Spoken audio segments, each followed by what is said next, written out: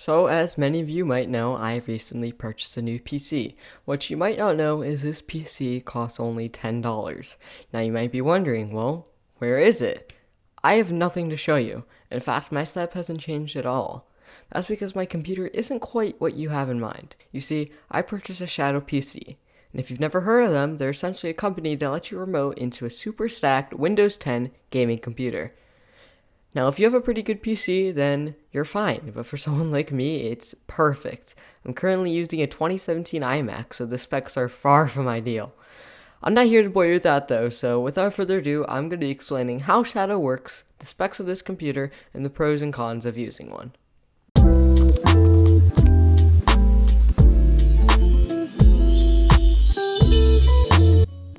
Now, the process of using Shadow is extremely simple.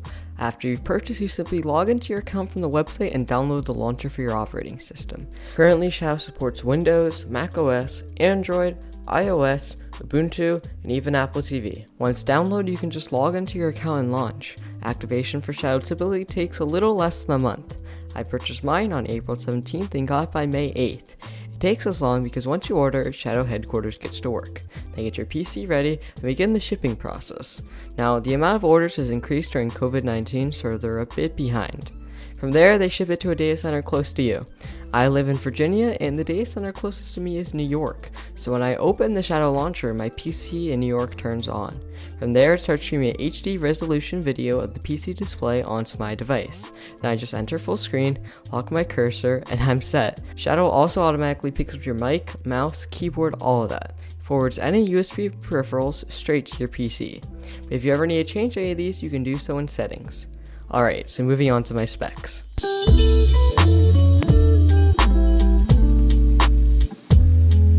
This is probably the part of the video you're most interested in, so I'll try to keep it short. I bought a Shadow Boost, the cheapest of the three options, but still pretty good. My processor is an Intel Xeon E5, my graphics card is a NVIDIA GTX 1080, my GPU is an NVIDIA Quad Pro P5000. Less impressively, I have 12 gigabytes of RAM and 256 gigabytes of storage. Now, the option to purchase more RAM or storage is available, and I might do so in the future, but I haven't yet. Now, a PC like this would normally cost upwards of $1,000, so $10 a month is somewhat of a steal. Now, if you look at some of the other plans, the best one features some incredible specs, including a Titan RTX graphics, a 6-core CPU, and 32 gigabytes of RAM for only $50 a month. I personally do not have enough money for that, but it's still a crazy deal considering how much all these parts cost individually. Now, moving on to the pros and cons.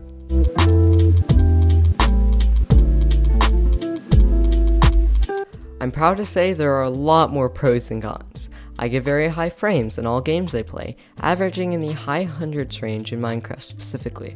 Streams and recording quality is amazing, especially compared to the ones on my Mac.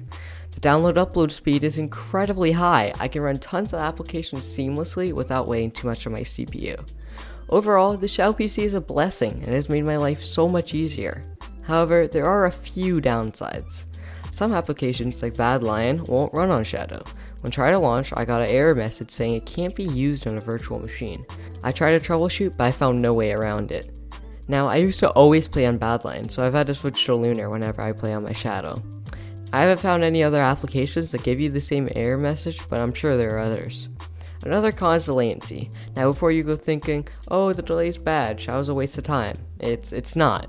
Actually, the delay is very good. It's practically real time and hardly noticeable. The only time I ever notice it is in Minecraft PvP situations.